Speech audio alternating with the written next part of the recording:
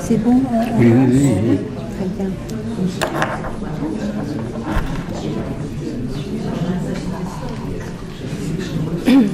Donc bonsoir et bienvenue à tous. Nous allons donc lancer notre soirée. J'ai le plaisir tout à fait inattendu d'encadrer ce soir et d'animer les débats. Le micro fonctionne? Oui, c'est bon? Non, parce que le technicien me dit oui et vous me dites non, donc j'essaye de traiter les deux informations. Cette fois-ci, oui, voilà. Oui, donc effectivement, j'ai le plaisir et puis en même temps la belle surprise donc de ouvrir ce soir donc, notre séminaire. Effectivement, Maurice Corcos étant en déplacement, j'ai eu donc à la fois le geste amical proposé par mes collègues à ce que ça soit moi donc ce soir qui introduit à nos travaux.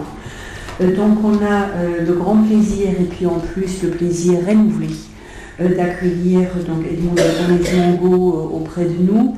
Nos habitués de notre séminaire se souviennent tous bien sûr de la soirée tout à fait exceptionnelle que nous lui devons sur Freud avec les écrivains, où vous étiez venus donc avec J.B. Pontalis, de très grands moments de dialogue, très grands moments d'échange, qui ce soir donc se prolongent toujours autour de l'amour porté à la langue poétique, où Edmond de Gomez-Mongo abordera donc finalement la vocation poétique à l'adolescence à travers deux situations qui sont à peu près à fulgurance égale, je dirais, c'est-à-dire Friedrich Hölderlin et Alejandra Pizarnik, qui tous deux finalement ont commis ce geste très imprudent d'ouvrir en fait leur âme adolescente donc aux affres de la poésie.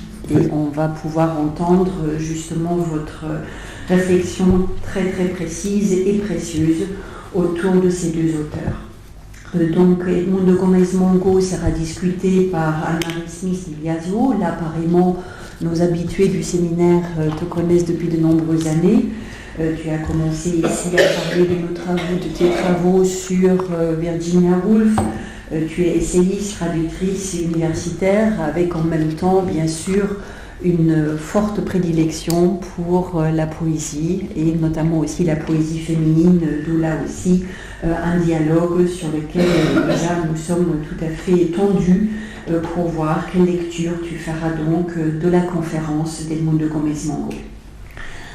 Juste 2-3 mots. Effectivement, votre œuvre est extraordinairement riche, à la fois donc de psychanalyste. On le sait et nous le savons tous, c'est un métier de silence, en fait, où il s'agit de savoir se taire intelligemment, savoir se taire aussi pour faire naître le sens chez nos patients.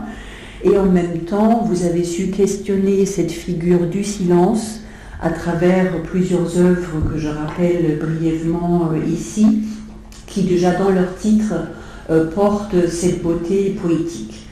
Un muet dans la langue, un de mes préférés, où effectivement, à travers votre confrontation à l'œuvre d'André Boucher, qui bien sûr écrit littéralement le blanc entre les mots, vous amène à une réflexion tout à fait saisissante sur cette mise en tension permanente entre ce que parler veut dire et ce que le silence en même temps nous doit en termes de relief, de sens et de signification.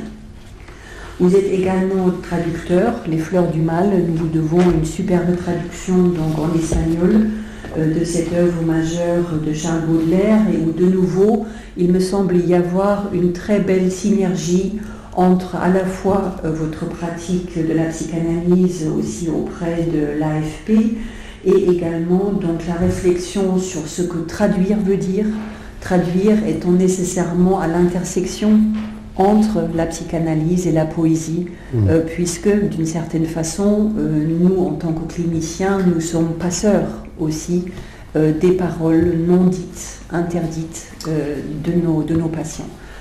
Donc je suis vraiment très très heureuse de cette soirée, et je vais donc sans tarder passer donc la parole à Edmond de Gomez-Mongo. Merci beaucoup d'être avec nous.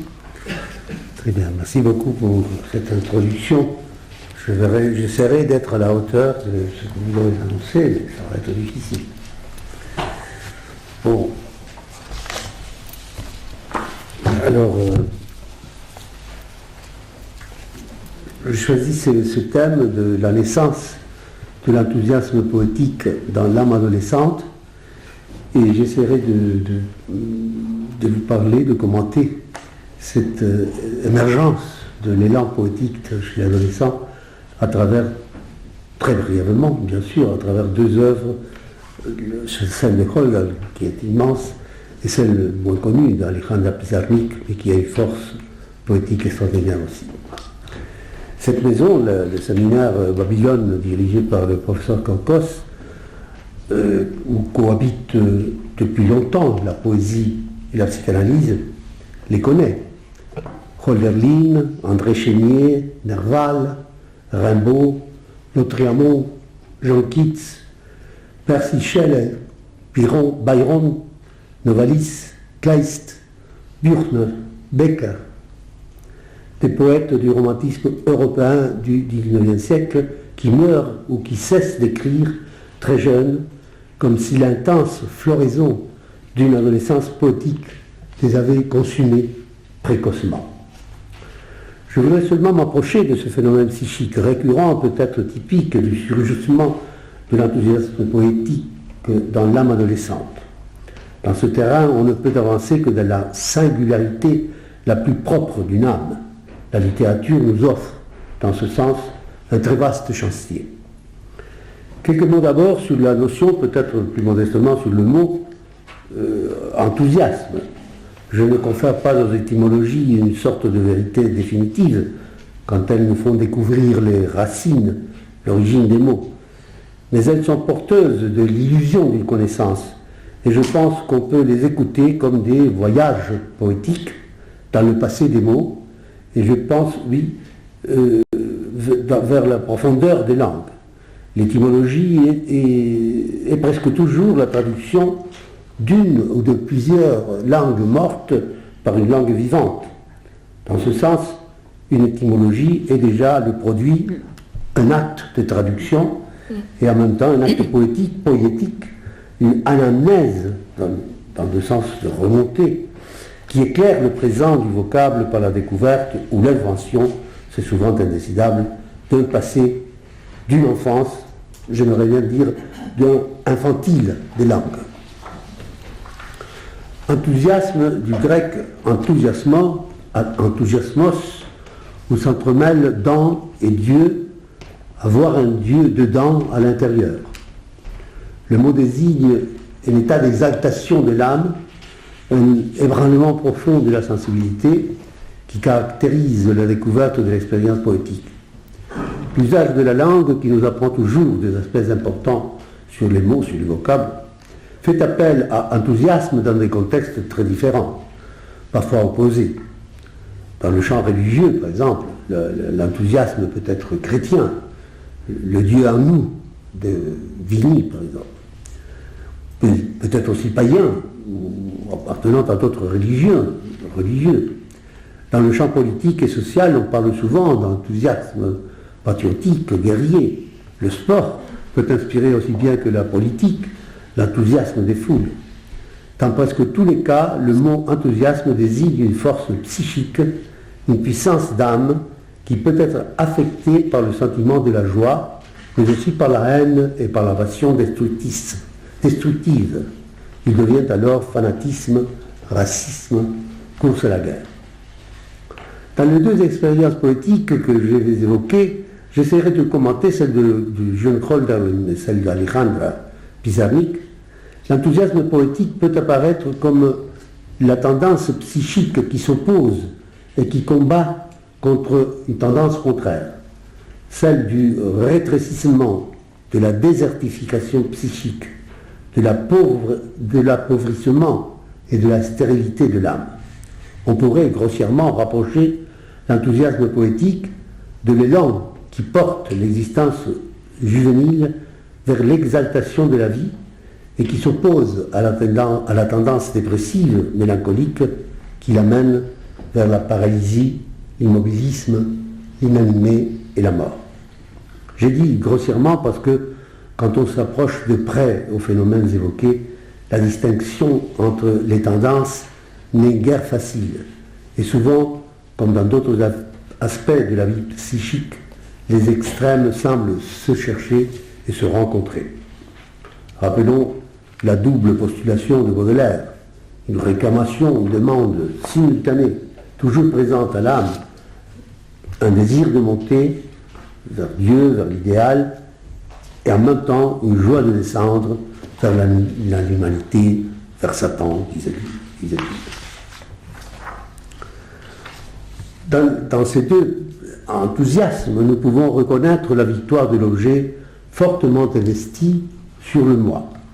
Freud avait insisté sur ce point en établissant une intéressante comparaison entre le coup de foudre, l'entrée en amour, le tomber amoureux et le deuil. Le mot espagnol enamoramiento ou enamoración a été repris en français comme énamoration, que Lacan aimait écrire énamoration, H-A-I-N-A au début, pour mettre en évidence justement cette ambiguïté foncière de ce mouvement d'âme qui va en même temps, d'un seul coup, vers le plaisir, mais aussi vers la douleur. L'énamoration, la tombée dans l'amour, s'accompagne d'un appauvrissement du moi. L'état psychique du deuil, la réaction normale à la perte de notre chair, constitue aussi une souffrance intense du moi, un état de tristesse, une diminution douloureuse de l'activité psychique. Le jeu de Hölderlin peut être considéré, il a été considéré comme ça par la critique, comme le poète de l'enthousiasme. L'enthousiasme, note-t-il, comporte des degrés, de la simple gaieté, échelon sans doute le plus bas, jusqu'à l'exaltation du général qui, au plus fort de la bataille, en toute lucidité, conserve le pouvoir de son génie. Il existe des gradations infinies. Monter et descendre ces degrés, telle est la vocation et la volonté du poète. Fin de citation. Et Stefan Zweig, dans son essai sur Hölderlin, note son génie était l'enthousiasme, l'invisible élan. Selon Hölderlin, l'enthousiasme se confond avec la vocation poétique. Il est parfois difficile de cerner le moment du jaillissement de l'élan créateur d'un adolescent poète. Philippe Jacotet, lui-même poète et très grand aussi critique littéraire, a entendu cette parole annonciatrice initiale commençante surgir chez Hölderlin à l'intérieur d'une composition en vers écrite à 16 ans, qu'il a appelée L'Émien. En obéissant au fort désir de sa mère, qui était 2 fois veuve, il suit une formation religieuse et théologique pour devenir pasteur protestant. Il séjourne dans une école conventuelle et il envoie à sa famille un long poème assez conventionnel, une sorte d'oraison où il prie Dieu de protéger et secourir les siens. Parmi les clichés habituels et monotones de ces compositions versifiées très formelles, Jacotet se laisse surprendre par une image poétique, dit-il, maladroite, mais d'une intense vérité. Le poète évoque une scène d'enfance. Il a 10 ans, il joue avec son demi-frère au bord du fleuve, le Neckar, et brusquement, il lève les yeux. Et il dit, dans le miroir miroitant, le fleuve apparaissait. Une émotion sacrée me fit vibrer le cœur. Il est saisi de stupeur et il tombe à genoux et il prie Dieu. Est-ce la réalité du paysage, le fleuve miroitant au ciel étoilé? Est-ce la représentation poétique qui jaillit en son âme et qui provoque la stupeur?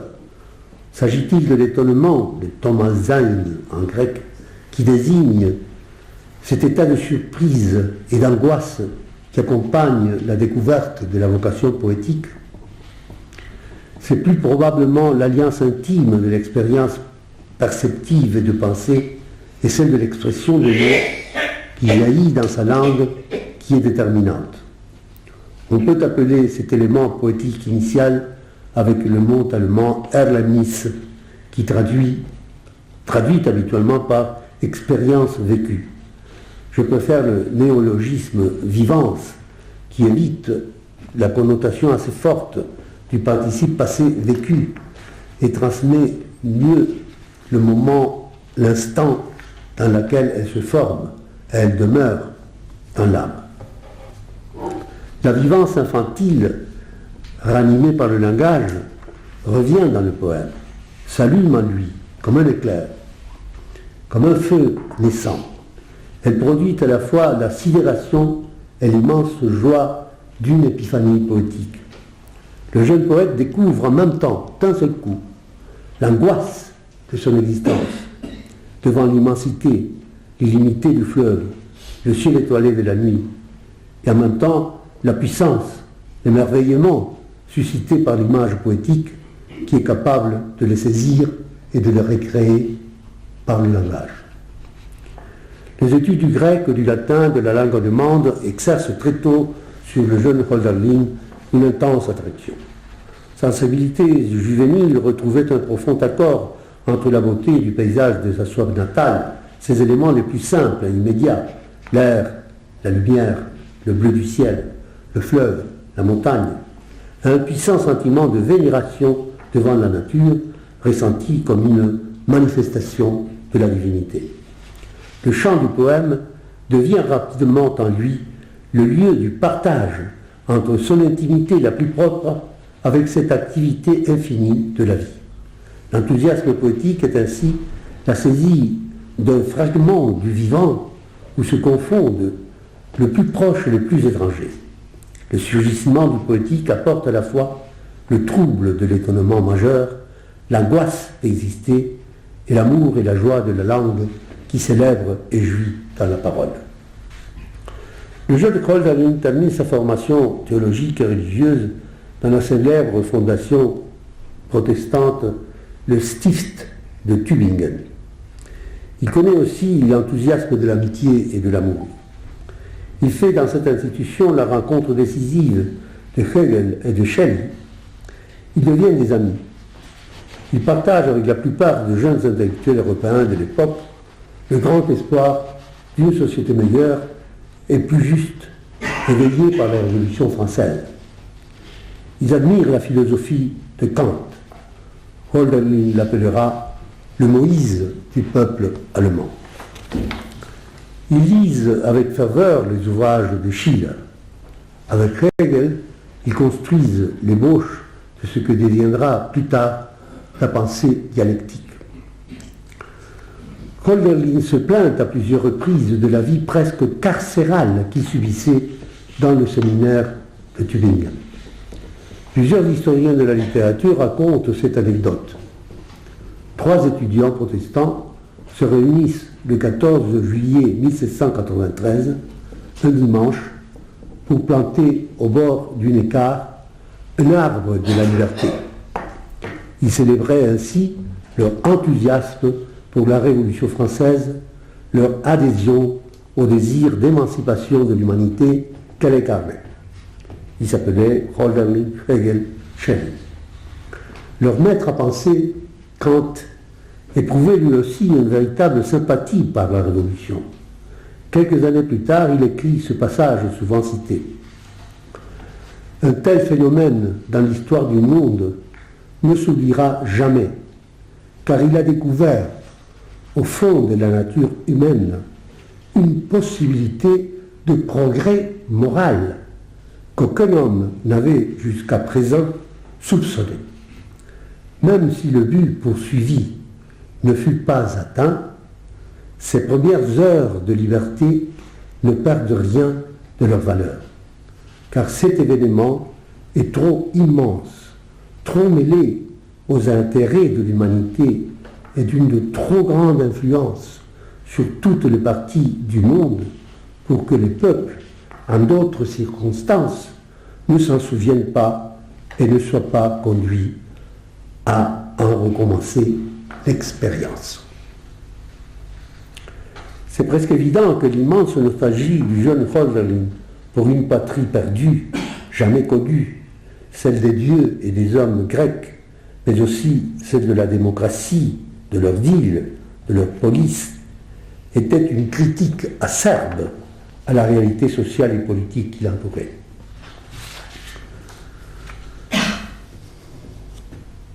Le jeune Hölderlin n'était pas seulement un voyant, un rêveur, il s'intéressait fortement à la société, à la politique, à la philosophie. Il s'en plaint très souvent de la dureté, de la rigidité de la société allemande de cette époque. En lisant Martin Heidegger, ce que j'ai fait à propos de ces travaux, qui est tellement écrit sur Hölderlin, on ne trouve, moi je n'ai pas trouvé un seul mot pour caractériser ou pour mentionner cet enthousiasme révolutionnaire de Hölderlin pour la Révolution française. C'est un thème qui me passionne mais que je ne peux pas développer ici. Hyperion, son roman grec qu'il a commencé à écrire au séminaire de Tübingen, c'est le premier roman épistolaire de Hölderlin, on peut le lire presque comme un long poème en prose par son lyrisme soutenu et intense. Il se construit autour de l'amitié de deux jeunes Grecs lorsque la patrie est encore occupée par l'ennemi, l'armée turque. Hyperion, en grec, celui qui marche au plus haut, est presque une incarnation poétique du jeune Hölderlin. Son amour malheureux pour Diotime reflète la passion amoureuse ressentie pour Suzette Gonstad, épouse d'un riche banquier d'Hambourg. Le poète avait été le précepteur d'un de ses fils. Il vit avec elle l'expérience d'un grand amour et la douleur de la séparation. Le jeune poète, qui ne cesse de réfléchir sur la signification de la poésie, essaye de retrouver, d'inventer un monde idéal où les contradictions douloureuses sont surmontées, où sa personnalité peut s'épanouir dans un élan créatif. Le voyant construit dans la patrie grecque imaginée la demeure de sa poésie. Le chant du poème représente pour lui l'accomplissement de l'unité de l'être, du tout et de l'un. Il le dit ainsi par la bouche d'Hyperion. Nous parcourons tous une orbite excentrique et il n'est pas d'autre chemin possible de l'enfant à l'accomplissement. L'unité de l'âme, l'être, au seul sens du mot, est perdue pour nous. Et nous devions la perdre si nous devions la désirer et la reconquérir. Nous nous arrachons du un et tout pour le rétablir par nous-mêmes. Nous avons rompu avec la nature et ce qui était naguère à ce que l'on peut croire un, maintenant, s'est fait contradiction. Il sait bien que le but ne serait jamais atteint, que la contradiction persistera toujours, mais que l'énergie de son œuvre tend vers lui dans une ligne d'approximation infinie. Très précocement s'allume en lui l'inspiration, l'enthousiasme poétique qu'il appelait souvent le feu céleste, le feu du ciel, qui crée dans son âme la matrice de ses premiers poèmes. Il semble animé par une puissante pulsion de formation, Bildungstrieb, expression courante chez les romantiques allemands, qui le fait travailler sans cesse, écrire et lire sans répit. Il admire chez les Grecs ce qu'il appelait le don de présentation, Darstellung, le même mot utilisé par Freud et que parfois on traduit par représentation. Présenter dans la langue, faire présent par l'image poétique, le plus inquiétant, le plus étranger, et en même temps le plus intime, cela peut se produire à travers ce qu'il appelle la sobriété ou la mesure. Ce qui est capable de limiter l'élan infini de l'enthousiasme dans une forme singulière, poétique ou artistique. Là où la sobriété t'abandonne, là est la limite de ton enthousiasme, dit-il dans un des essais qui s'appelle Réflexion, et il ajoute, la sensibilité constitue sans doute la meilleure sobriété, la meilleure réflexion du poète. Il est intéressant de faire le rapprochement avec la pensée de Kant, l'enthousiasme, en se développant, trouve sa propre limite. Chez Kant, la disposition morale de tout homme, chez Hölderlin, la mesure, le sens de la limite. Hölderlin sait que la poésie ne peut être construite seulement avec le vécu, l'expérimenté, mais qu'elle consiste en une translation ou transfert de la matière sensible au spirituel sensible, deux expressions de Hölderlin. L'accord, la résonance, le ton, la tonalité, la Stimmung allemande devient la raison, le principe ou le fondement de l'activité poétique et du chant. Il advient précisément quand l'enfance originaire, dit Hölderlin, transformée en cet accord, en intime résonance et concordance avec le vivant, s'ouvre à l'infini, illimité, lorsque un tout spirituel se confond avec un tout vivant. Citation de Hölderlin. Il désigne cet instant comme le moment du vin. Le tempérament, l'élan du poète se fait parole vivante et réelle, l'écriture et la vie se réunissent, s'étreignent. Le moment divin, l'extase poétique, l'écriture et la vie se réunissent et donnent ce moment particulier. Pour le jeune inspiré, l'accomplissement de son destin poétique n'est pas seulement un désir artistique de réussite formelle, mais le développement d'un germe de sa propre vie psychique, le déploiement d'une expérience ou d'une vivance poétique qui organise et donne sens à son existence. Recréer cette vivance, c'est l'acte et le centre de l'œuvre poétique. L'atteindre, renouer avec l'activité du chant, l'introduit dans la sérénité mesurée de la présentation. Il retrouve la jouissance de la parole, la productivité du parler du chant. Il échappe ainsi de la mélancolie qui le guette, de la stérilité et la puissance d'œuvre. Il s'éloigne de ce délit et pousse vers le désamour et la mort. Quand il arrive vers la trentaine, déjà presque au commencement de la folie, il espère encore profondément la présentation de la parole claire dans le poème. Mais le jour, lui, je l'ai vu poindre à la cime de mon attente, à que ce que je vis, le sacré, soit mon dire. L'écroulement psychique du poète soif, sa folie, l'a envahi peut-être quand il n'a pas pu maintenir à distance les forces contradictoires du conflit originaire, lorsque l'équilibre tremblant du chant poétique n'a pas pu le soutenir et le protéger du feu divin, du chaos, de l'attraction nocturne de la terre et du règne des morts. Le conflit entre l'enthousiasme excentrique et la présentation qui anime la poitrine du jeune poète aura une longue tradition dans la littérature du XIXe siècle. Hölderlin développe la métaphore incandescente de la poésie quand il se demande: voudrais-je être une comète? Je le crois, parce qu'elles ont la rapidité de l'oiseau, elles fleurissent de feu et sont, dans leur pureté, pareilles à l'enfant. Bon. Une petite pause parce que je vais passer à l'autre poète, Alejandro Pizarnik.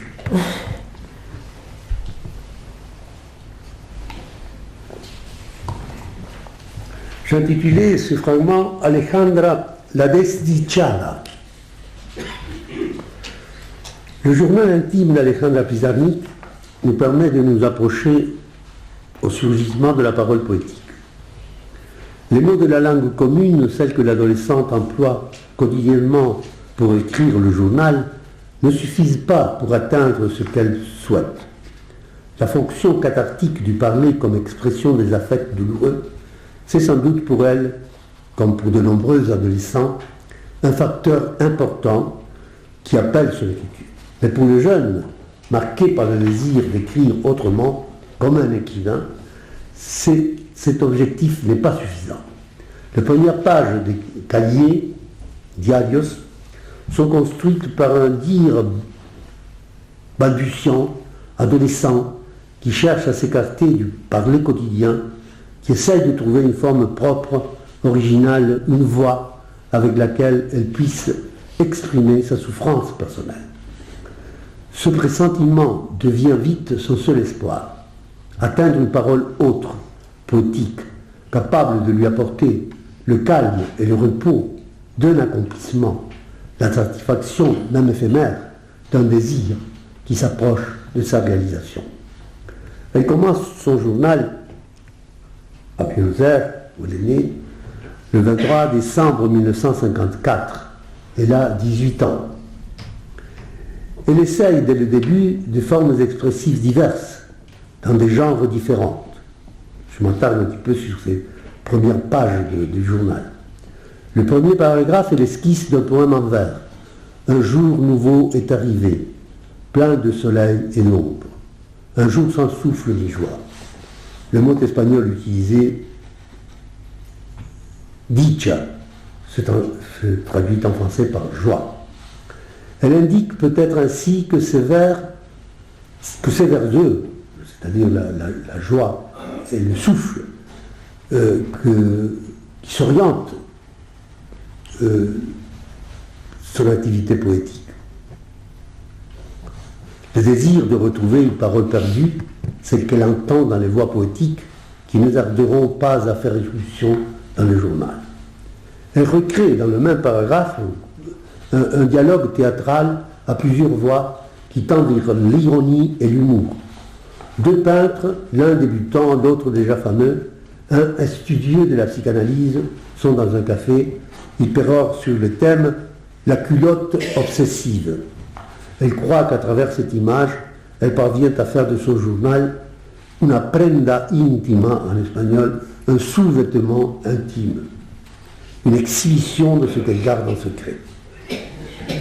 Ces deux tendances vont persévérer durablement dans son œuvre, creuser profondément dans le dire poétique qui commence et cultiver une forme d'humour et d'ironie adolescente qui lui permet de rire du monde des adultes et de se rebeller contre lui. Assez rapidement, une troisième tendance, un autre axe majeur des journaux, fait son apparition. La convocation de la littérature, la citation littéraire, le commentaire des textes qu'elle aime et qui lui font réfléchir sur l'activité d'écrit. Ces gloses, commentaires ou analyses de textes aimés, deviennent pour elle une sorte de glossolalie, un parler dans sa langue, les langues étrangères des autres, qu'elle ressent souvent comme langues intimes. La première de ces gloses, c'est un commentaire sur un passage de « À la recherche du temps perdu ». Encore un peu plus loin, dès les premières pages, surgit la veine essentielle du journal, sa voix poétique. Elle parle en prose, mais elle commence à se rapprocher de façon asymptotique du dire poétique. Elle est capable presque dès les débuts de surmonter la catharsis expressive des affects douloureux pour s'acheminer vers le sillon d'un dire personnel et inimitable. Sa propre voix, la plus intime, celle qui inscrit, mais aussi celle qui écoute. Elle surgit des pages du journal comme une voix qui se déprend d'elle-même, qui ne lui appartient plus. Elle devient étrangère, aliénée, comme celle d'un autre, étrange. Un de ses premiers recueils de poèmes publiés à cette époque s'intitule « La tierra más ajena », la terre la plus étrangère, celle d'autrui, de nôtre. Dans la première page du journal, vers la fin, elle écrit « Je me rebelle, je contemple mon habitation et je me rebelle, et j'ai peur, je me parle suavement, je sens que la vie, ma vie, entends-le, ma vie s'en va. » Le dire poétique du journal commence à balbutier les commencements. C'est une voix qui implore d'être écoutée, qui s'adresse à l'autre, à un tu, à une deuxième personne, qui lit et écoute, à qui elle parle et écrit, à qui elle écrit en parlant. La tonalité lyrique a commencé à résonner. La trempe d'âme du poète adolescent est celle de surgir et de se déployer. Il y a la rébellion, il y a la peur, il y a l'étrangeté, il y a le désir d'écrire, de chercher dans l'écriture non seulement le soulagement d'exprimer sa douleur, mais surtout la tentative d'explorer son énigme, son mystère. Il y a un savoir qu'elle pressent presque comme une saveur. La vie, ma vie, s'en va. Écrire, c'est interroger son énigme, sa fugitivité, essayer de la comprendre, l'accompagner dans sa fuite, tenter de l'attraper pour la préserver de sa dissolution, de sa dispersion. Alejandra est entrée en poésie. Son écriture intime et colloquiale est dialogue. Elle se présente comme un soliloque parfois. Elle ne s'adresse pas à un interlocuteur apparent, présent ou absent, mais la référence à l'autre est intrinsèque à sa nature même. Ce n'est pas la confession ou l'aveu qui prédomine, mais la recherche d'un tu qui entende et puisse être atteint par la voix qui lui parle et lui écrit.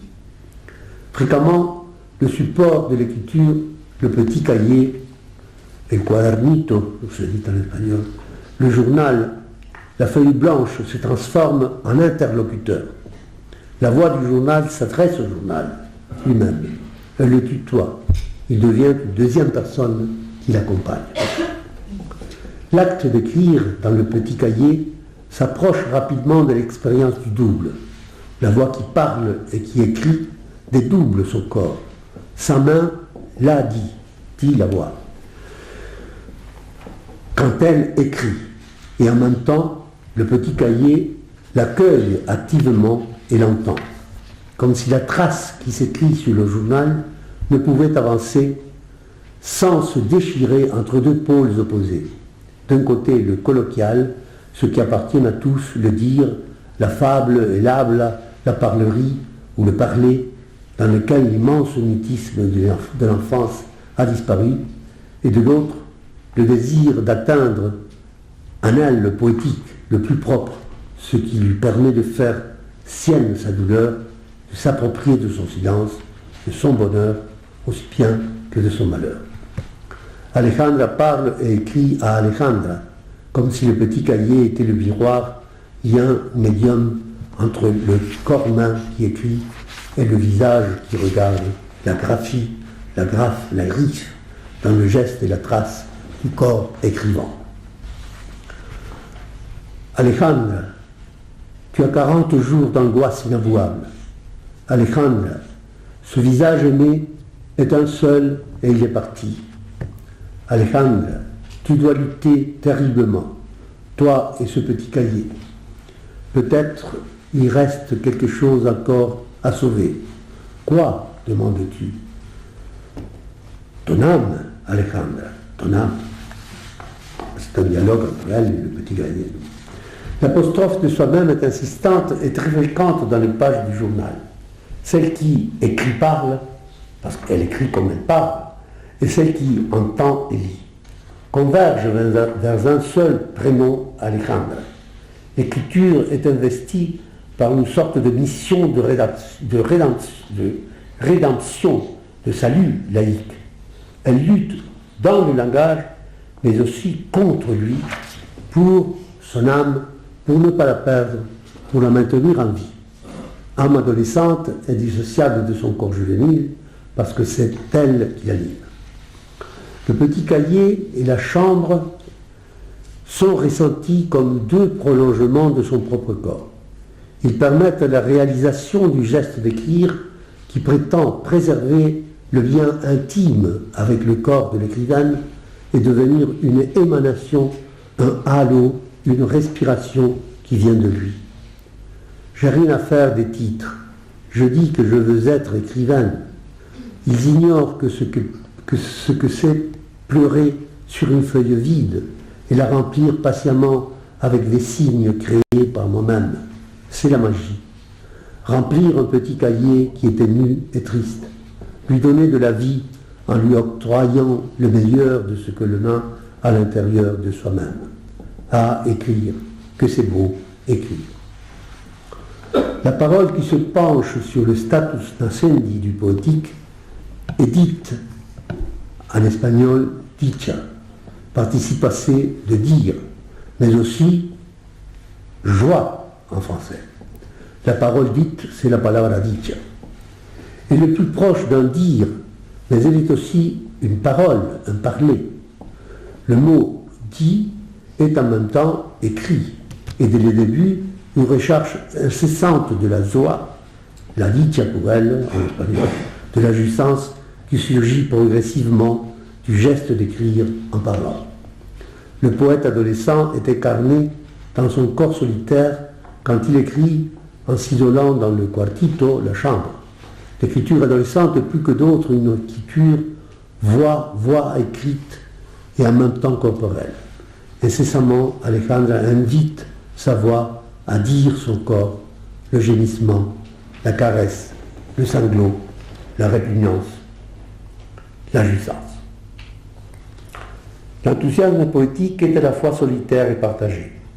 La voix de la jeune poète parle toute seule, mais elle se dit en permanence en compagnie. Plus elle s'enfonce dans sa solitude, plus intense devient le désir de rencontrer des voix amies, des voix poétiques. Elle les ressent comme fraternelles. Elle veut partager avec elles l'expérience douloureuse d'écrire qui cherche cependant la joie. J'ai toujours été surpris par le fait que l'un des sonnets les plus beaux de la langue française s'appelle El Desdichado, sonnet de Gérard de Nerval, comme si la traduction, l'autre langue, était ici une variante du thème du double qui hantait l'intimité de Gérard de Nerval. Il avait écrit « Je suis l'autre » en marge d'une lithographie qui représentait son propre visage. Le mot desdichado n'a pas d'équivalent en français. On peut s'approcher de sa signification avec le vocable infortuné ou malheureux. Je suis l'autre semble dire une identification et en même temps établir une distance entre le je qui parle et le je qui voit. Mais le premier semble se rapprocher du deuxième jusqu'à s'égarer en lui. Il y a aussi le fameux « le je et l'autre », « je et l'autre » de Rimbaud. Il y a aussi « je sais qui je suis » de Don Quichotte. Et ça, je ne peux pas commenter plus parce que ça prendrait beaucoup de temps. Le poète desdichado a perdu sa dicha, la fortune, mais aussi sa dite, la chose dite, l'ensemble de son dire, la vraie joie de son existence. Toutes les deux, dicha et desdicha, bonheur et malheur, s'associent intimement dans l'écriture du poème. Il faut, écrit Alejandra, un terrible courage pour porter tant de dicha, de joie, de bonheur, qui désire et qui fuit la rencontre amoureuse. La convocation si fréquente dans son journal d'un semblable d'autres écrivains poètes ne peut pas se réduire au simple jeu de l'intertextualité. Elle répond à une exigence de sa trempe, de son tempérament poétique, comme Chékhol, qui l'a contrainte à chercher et à rencontrer ses sœurs et frères en poésie. Elle écrit « Alejandra, ce soir, nous prierons pour nos compagnons d'angoisse, Pascal, Unamuno, Huidobro, Vallejo. » Elle s'approche du sentiment de l'existence d'elle-même dans la mesure où elle accepte celle de notre poétique, son double et son frère ou sœur.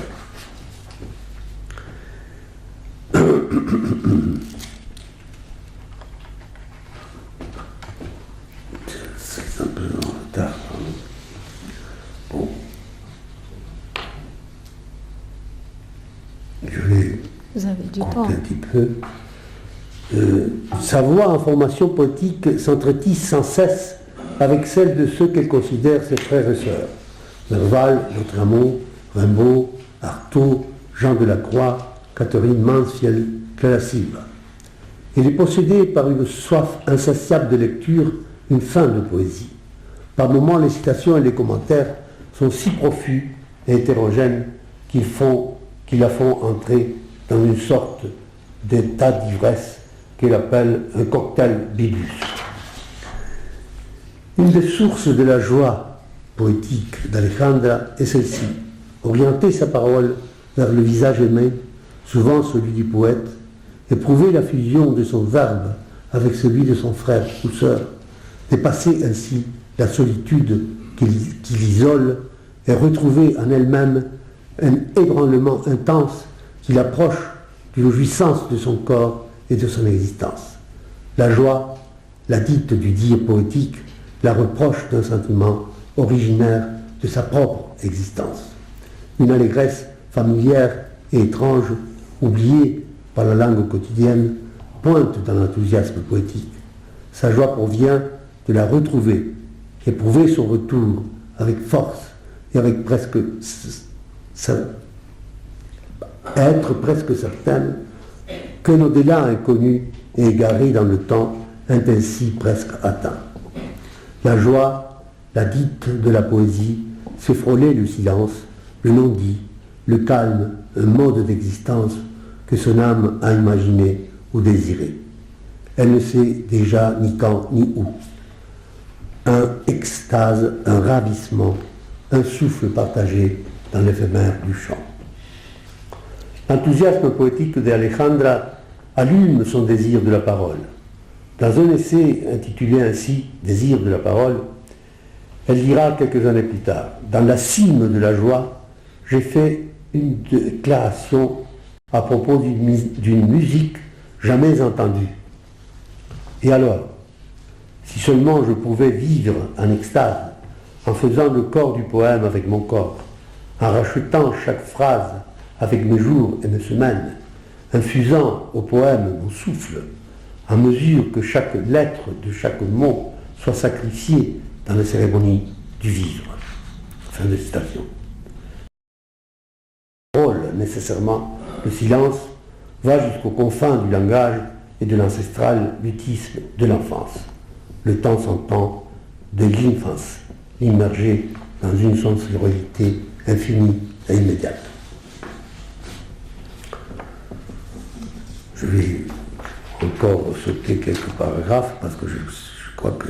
Prenez votre temps, prenez votre temps, on est tout oui. Donc ça c'est il y a l'apparition là de l'analyste dans le journal d'Alejandra. Il commence le journal et en même temps presque il commence son expérience de l'analyse et le lecteur est surpris parce qu'elle commence à parler de quelqu'un qu'il appelle elle, il ou lui en français avec majuscule. Et après de plusieurs pages, plusieurs mois donc d'écriture dans le journal, on découvre que c'est lui, c'est Ostrov, son analyste. C'est intéressant parce que ce cahier, c'est en même temps l'entrée en poésie d'Alejandra et en même temps le vécu de l'entrée en analyse, comme dans la modalité d'un transfert passionnel, n'est-ce pas, avec son analyste. Bon.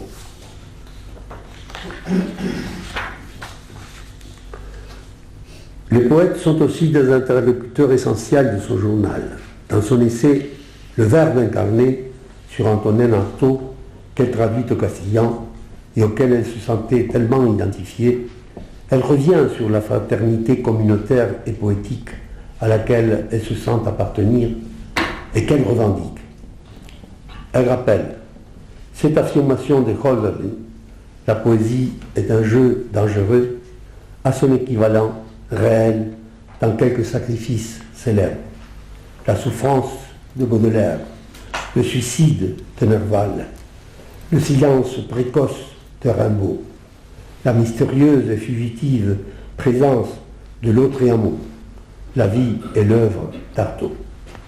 Elle reconnaît en lui non seulement Artaud, l'écrivain qui a subi pendant des années la souffrance corporelle, la douleur psychique, mais surtout celui qui a su incarner dans son verbe ou sa verve la vivance et la signification de la douleur de l'existence.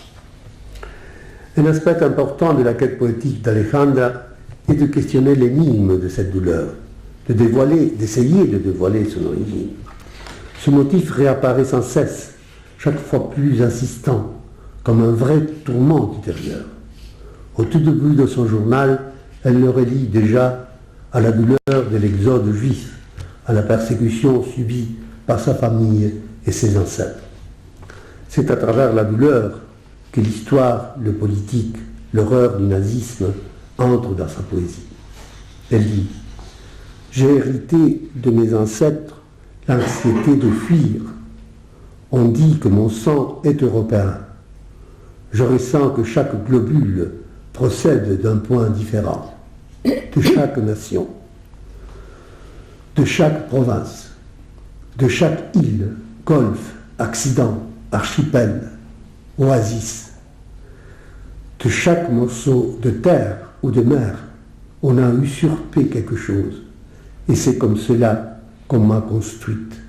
On m'a condamné à la recherche éternelle d'un lieu d'origine. Cette expérience obscure et sans nom, qu'elle n'a pas évidemment véritablement vécue elle-même, qui n'est pas faite de souvenirs, qui n'a jamais été dite ou parlée, mais qui l'habite et la hante comme une menace, comme une panique, elle l'appelle sa douleur. Sa douleur est sienne, mais aussi partagée. Elle incarne la douleur des parias, des transfuges, des marginaux, des déracinés, qui ne savent pas d'où ils viennent ni où ils vont. Elle rejoint la souffrance inconnue qui nourrit et anime son poème, douleur migrante, qui ignore son origine et qui ne peut se fixer, qui se déterritorialise constamment, traversant les frontières des pays et celles qui les séparent, les hommes et les femmes. Ni la psychanalyse, ni la poésie ont pu l'épargner de sa fin tragique, le suicide. La desdichada, le malheur mélancolique, fut en elle puissant, plus puissante que la dicha, la joie. C'est-à-dire, la desdicha a été plus puissante que la dicha, que la joie, retrouvée dans le poème. Sa voix poétique s'est éteinte en s'adressant au visage de l'autre amant. Elle a écrit dans un tableau noir à la craie dans sa petite chambre avant de disparaître et après avoir avalé une dose excessive de médicaments. Je ne veux rien de plus qu'aller jusqu'au fond, ô vie, ô langage, ô Isidore. Septembre 1972. Voilà. J'étais un peu long peut-être. Non, pas du tout. Merci.